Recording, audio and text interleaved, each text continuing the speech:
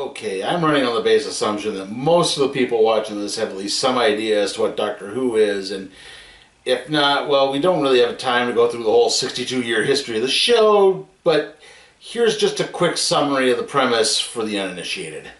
The Doctor is a Time Lord from the planet Gallifrey who travels through time and space in a Type 40 time capsule called a TARDIS. That is an acronym for Time and Relative Dimensions in Space, which means the ship is actually bigger on the inside from its outward appearance, which is in the form of a British police public call box. A quirk about Time Lords is that when they are in need, they have the ability to regenerate their body into a new form. Though most of their race prefer to remain neutral in the affairs of the universe, the Doctor has endeavored to help the good civilizations out there fight evil in their own unique way, alongside a companion who is usually a human from contemporary Earth. The show has been a staple of British popular culture from its original run from 1963 to 1989, and its modern-day incarnation, which began in 2005 and has run to the present day. It's even grown into a worldwide phenomenon, especially thanks to the internet. And that has included a lot of spin-off material, like the likes of magazines, novels, audio dramas, and yes, comics. The first Doctor Who comics appeared in strip form as part of an anthology called TV Comics in 1964 and running until 1979. Likewise, the Doctor's longtime adversaries, the Daleks, appeared in their own adventures in TV Century 22 and other BBC published stories along the same timeline. In 1979, Doctor Who Comics moved over to Marvel's UK branch, where they appeared in a Doctor Who monthly magazine. Many of these stories feature the works of likes of Grant Morrison, Alan Moore, and Dave Gibbons. In fact, the recent 60th anniversary special The Star Beast and its character the Meep were actually based on one of these stories. In 2007, IDW Publishing picked up the Doctor Who license and not only reprinted many of the old material from Marvel Comics, but also began printing new material involving the 10th Doctor, the incarnation played by David Tennant, and then running until 2014 through the 11th and 12th Doctors, that being Matt Smith and Peter Capaldi. Now after that, the license will move to Titan Comics in the United States and the UK, and Panini Comics throughout most of continental Europe. Today we're covering the Titan Comics incarnation of the Doctor, starting with the Doctor's 11th incarnation, which was played by actor Matt Smith. Smith had the unenviable task of replacing the mega-popular David Tennant, who had brought in a lot of new fans to the show. Given that Smith was, at the time, the youngest actor to even play the Doctor, this incarnation wound up being infused with a combination of youthful exuberance, adventure-seeking, and a little bit of an ill-tempered, out-of-touch old man side, with him often referring to dated fashion statements like bow ties and fezzes as being cool. The 11th Doctor would often rush into places to play the big hero, which often got a lot of people killed, and would eventually earn him the notion that he had changed the meaning of the word doctor from caretaker to warrior. It didn't always work. There are people to this very day who are still cringing over an episode that saw Smith improvise an erection joke using the Doctor's sonic screwdriver. But for the most part, it played pretty well, especially with children, where Smith often did interact very well with them when he would make personal appearances. That being said, while we are covering the 11th Doctor in today's story, if you're expecting to see any of his longtime companions, like Amy Pond, her husband Rory Williams, or Clara Oswald, yeah, they're not going to show up in this, though this does technically take place after Smith's first season, so Amy and Rory would have been the more likely candidates to appear in this. Still, there is some fun adventures in this, so let's cover Doctor Who, the 11th Doctor from Titan Comics, Volume 1. Alice Obafume is having a hard time lately. She just buried her grandmother, lost her librarian job due to budget cuts, and gotten evicted from her apartment thanks to gentrification. Then, while trying to de-stress with a walk, she runs into a large rainbow-colored dog-like creature being chased by a man wearing a tweed blazer and a bow tie. She attempts to aid the man in chasing the dog down, but they wind up getting thwarted by a light post. A few hours later, and the man suddenly reappears in Alice's apartment, introducing himself as the Doctor. He had sensed that Alice was upset and offers a sympathetic ear. He also realizes why it was the dog reacted to her the way it did. It turns out the species feeds on negative emotions. Alice points out that the dog's owners probably embedded a subdermal tracking tag on it, like many pet owners do. The Doctor is able to use the TARDIS computer to track down the dog to the most negative place in all of Britain. Parliament! The dog has gone after the Prime Minister, which has obviously brought the authorities and thus more negative emotions. However, the Doctor is able to backtrack the tag to locate the dog's original owners and, more importantly, their kid, and thus brings about a happy reunion. Afterwards, sensing Alice's need to escape and unwind, the Doctor offers to take her on a couple of adventures, promising to get her back in time to contest her eviction notice. She agrees, and the two head off to the most peaceful planet in the galaxy, known as Rokhandi. What they find is a giant theme park. Intensely upset, the Doctor corners one of the walk-around characters to demand information on what exactly happened. As Alice attempts to calm the Doctor down, they kind of notice out of the corner of their eye a young punk graffiti tagging one of the walls. While the two are looking away, said graffiti vandal is then taken away by security for re-education. Yeah, that's typical Six Flags. The Doctor explains that they arrived at the wrong point in time. They were supposed to arrive early on in Rokhandi's past, before it had been industrialized, back when it really was an unblemished paradise. In other words, it's pre-colonial. To point out why exactly this isn't right, the Doctor has Alice look around the theme park where she notices that indeed everyone attending this so-called happy place is in fact not very happy. The only exception is the graffiti artist from before, who's now suddenly an employee. When the Doctor tries to inquire further, he's taken to a room where he seems to be greeted by none other than the Stuff.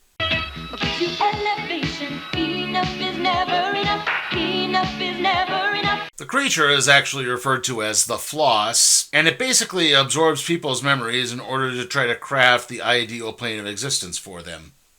Alice attempts to break free, but the Doctor is intrigued, especially when the head of security, a man named August Hart, bursts into the room, implying that he seems to know the Doctor from somewhere else. Hart explains the Floss gives people what they want, or what they think they want, as a tendril reaches out and attaches itself to the Doctor's head. However, the Doctor manages to overload the Floss, causing it to explode, with the Doctor explaining that he basically gave it a minor calculation that would take years to solve, which overwhelmed the creature.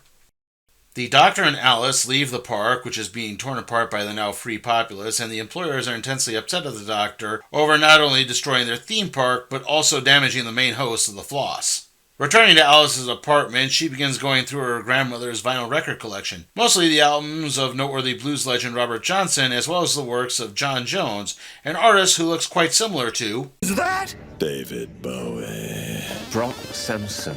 It's been a while. Not long enough. And yeah, I'm just going to refer to him as David Bowie because, let's face it, it's not that subtle. It turns out that Bowie had some of his earlier performances in a club located not too far from the building. With that, the Doctor and Alice head back to 1962, expecting a transformative experience, and instead just getting a bumbling idiot who can't seem to get the microphone to work. None of this makes sense. Sure, artists struggle when they start out, but no one in the club is even acknowledging this guy's existence. None of that makes any sense. The two leave the club unaware that David Bowie has overheard their complaining and follow them all the way onto the TARDIS in order to stand up for himself. The problem is that he's so soft-spoken that the two don't even know he's there until they arrive in 1932 Mississippi. Completely mystified as to how this could have happened, the Doctor scans Bowie with a sonic screwdriver, which reveal that the musician's molecules have a unique reaction to light, making it appear that he just can't be noticed. Still, the Doctor is up for some blues music and enters a barn where Robert Johnson is supposed to be performing. All the Doctor finds is a room full of zombies with glowing eyes and mouths, being led by none other than Robert Johnson. These zombies begin assaulting the TARDIS crew, with Alice and Bowie managing to escape, and the Doctor using the sonic screwdriver to hone in on the possession frequency, freeing Robert Johnson. Johnson is then sent back to the TARDIS with the special coordinates programmed inside the sonic screwdriver. The Doctor stays behind to find the devil involved in all of this. The legend of blues musician Robert Johnson is that he famously sold his soul to the devil to become a success at music. That act is actually depicted in this comic by a being known as the Talent Scout appearing before Johnson and representing a company called Servue Incorporated.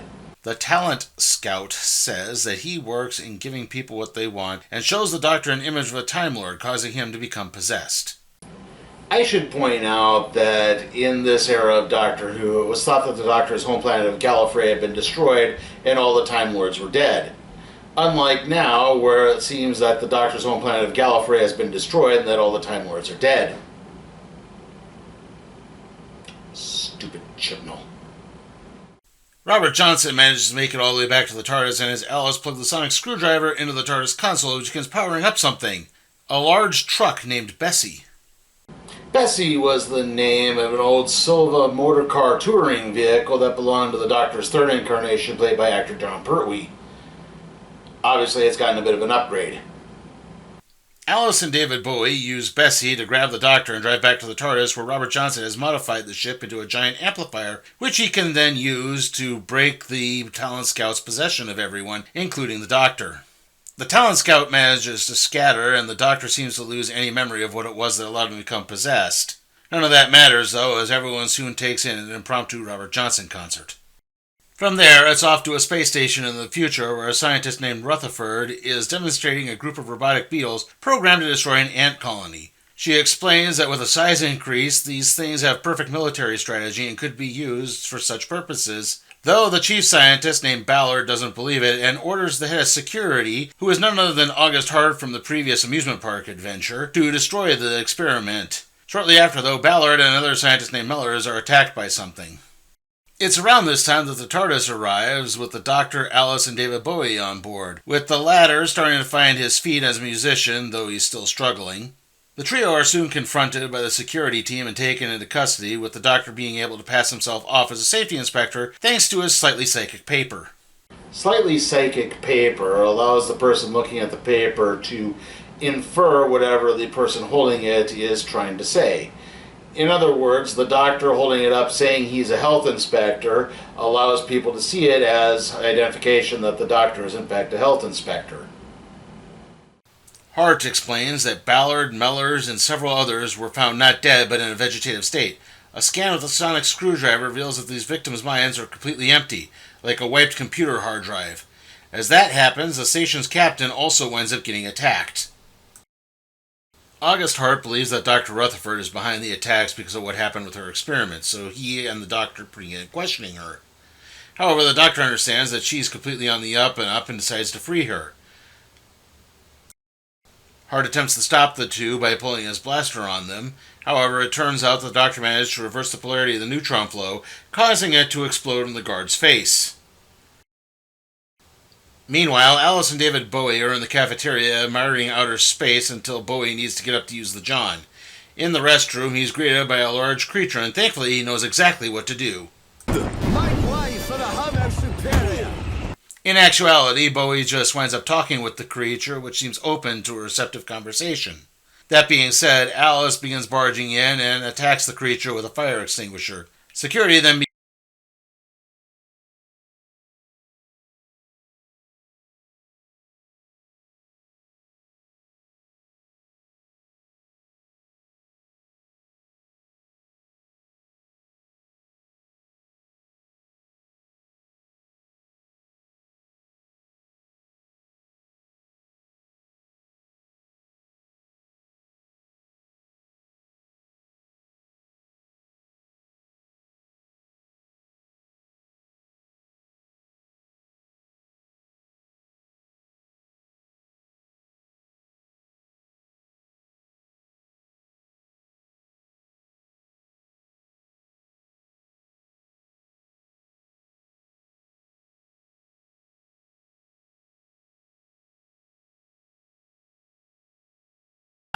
Or I will activate this! Please no, don't activate a broken coffee mug. The comas were caused by the Ark attempting to learn by absorbing people's minds. The Doctor begins talking with Ark and explains that it needs to restore the absorbed minds, which it does, before leaving on the TARDIS, much to the chagrin of Serviu Incorporated and its higher-ups. And that concludes our look at Volume 1 of Titan Comics, the 11th Doctor, Doctor Who comics. How was it? Well, on the plus side, I think they got the characterization of the Doctor spot on. He definitely still has that fun energy that he brought, especially in that first season of Doctor Who that he was on. I do think this is really fun. A lot of the stories are mostly pretty good. They feel like Doctor Who stories. They've got good pacing. They don't get bogged down in minutia. I particularly like the arc with, arc at the end, the little two-issue story there. If I do have any complaints, I'm not a huge fan of the artwork in this. I understand that you can enter into a real sticky wicket when dealing with actor likenesses and these things, and so that can mean you can't do it exactly like them. They have to at least approximate an actor sometimes, but there are times the drawings in this look half-finished. They just, everyone looks like they got Charlie Brown eyes for some reason, and it just kind of falls apart. And also, I'll say this, Alice is just not that interesting. One of the things about modern Doctor Who is that they really did kind of build out the companions as actual people and having lives and connections to Earth that they kind of needed to return to every once in a while. And, you know, there's a little bit of that with her being evicted, but that plot thread has apparently just been dropped completely because they were returning to fight the eviction, and then, yeah, that's it. So it kind of just falls a little bit flat. And while these are very good Doctor Who comics, I think they're good Doctor Who comics for Doctor Who fans. I don't know if I would use this to introduce someone to Doctor Who. I think if you were interested in this, you know, look up the television show. You know, if you want to just start at the beginning, the classic run from 63 to 89 is available a lot of places. There's fast channels everywhere. Tubi has all of them for free viewing. I mean, there's ads, but again, you can watch them with relative ease there. Right now, as I'm recording this, the pre-Disney Plus era of Doctor Who is not available for streaming, but you can still buy it on Amazon and I think on iTunes or the Apple place. I can't remember what it's called now. But again, it's not too hard to track down if you really need to. So again, there are means to watch it if that's what you want to do to introduce yourself. But like I said, I could really only recommend this to, say, Doctor Who fans who are more familiar with the property. And so because of that, that does hinder my ability to recommend this fully to a lot of people. So yeah, I am going to be giving Doctor Who, the 11th Doctor Volume 1, a C. Like I said, it's not terrible, it's not bad, it's just, again, I think it's really only for Doctor Who fans and not necessarily for everyone. And with that, let's see what we'll be doing next time on the Random Trade Review.